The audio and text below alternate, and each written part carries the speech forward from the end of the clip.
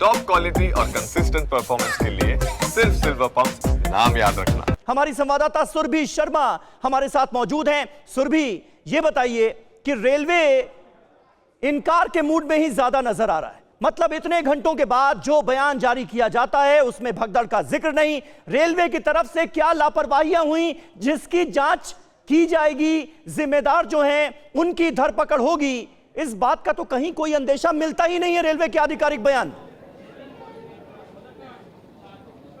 यही सबसे हैरानी की बात है समीर, क्योंकि जिस तरीके से एक्सपर्ट ने भी आपने बोला कि कभी कभी अचानक से अनाउंसमेंट करना ज़रूरी हो जाता है कि आखिर ये ट्रेन इस प्लेटफॉर्म पर ना आकर दूसरे प्लेटफॉर्म पर आएगी, लेकिन ये तो रोज़ाना की स्थिति है ना समीर। ये तस्वीरें भी अभी देख लीजिए, अभी अभी बिहार से एक ट्रेन आई है। ये मैं इसलिए भी आपको तस्वीरों के साथ बता रही हूँ क्योंकि ये भीड़ तो हमेशा रहती है ना, और इस तरीके की भीड़ को देखते हुए आप जिम्मेदारी कैसे उठाएंगे। चलिए, आपने यहाँ पर साफ तौर पर बात करी कि प्लेटफॉर्म परिवर्तन करना कभी कभी ज़रूरी हो जाता है, लेकिन प्लेटफॉर्म परिवर्तन करने के लिए आपकी तरफ से क्या व्यवस्था की गई है, यानी क्राउड मैनेजमेंट को लेकर आपकी व्यवस्था क्या है? क्योंकि यात्रियों को अगर आप प्लेटफॉर्म बदलने के लिए कहेंगे और जल्दी में जिस तरीके से वो प्लेटफॉर्म बदलने के लिए ऊपर आएंगे, क्योंकि ये ट्रैक मैं आपको बार बार इसीलिए दिखा रही हूँ क्योंकि ये वही जगह है जहाँ पर भगदड़ मची, और अचानक बदलाव से जाहिर सी बात है यात्रियों में भी तो असमंजस पैदा हो जाएगा ना। अब अगर अचानक आप कहते हैं कि प्लेटफॉर्म नंबर 14 से ये ट्रेन प्लेटफॉर्म नंबर 16 की तरफ जाएगी, तो इसी तरीके से लोगों की अचानक भीड़ आती है। संदीप, दिखाइए कैसे लोगों की भीड़ अचानक यहाँ पर आ रही है।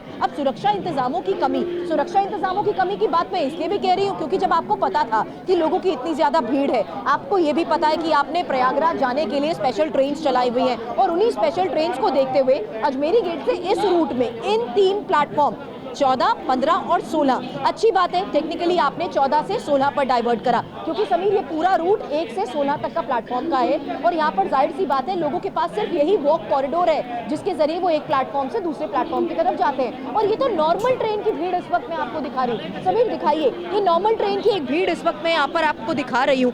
अव्यवस्थित प्रबंधन, क्योंकि रेलवे प्रबंधन की तरफ से यात्रियों के आने जाने को लेकर कोई स्पेशल रूट नहीं है, कोई स्पेशल ट्रैक नहीं बनाया गया जिसमें ये सुनिश्चित किया जा सके कि आप प्रयागराज के लिए इन स्पेशल ट्रेन्स को इन प्लेटफॉर्म से अगर आप आकर पकड़ेंगे तो या आएंगे तो इस रूट से आप एग्जिट कर पाएंगे। ऐसा कुछ नहीं है। और ये स्थिति समीर देखिए ना, सरकार कूली ने जिस तरीके से ये लगेज उठा रखे हैं, बच्चों लोग महिलाओं की गोद में यहाँ पर नजर आ रहे हैं, या लोगों के हाथ में इतने भारी भारी लगेज है। आप क्या प्रयागराज से आ रहे हैं? आप क्या प्रयागराज से आ रहे हैं इस वक्त? नहीं आ रहा हूँ, महाकुंभ वाली से आ रहे हैं। किस तरीके के इंतजाम है यहाँ पर?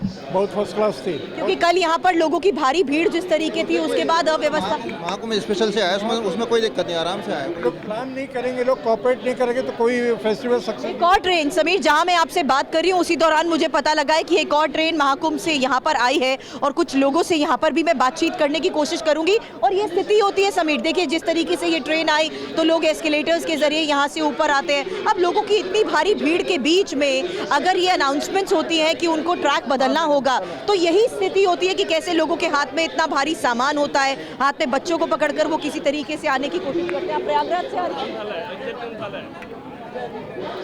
और उस वक्त भी यही स्थिति रही होगी।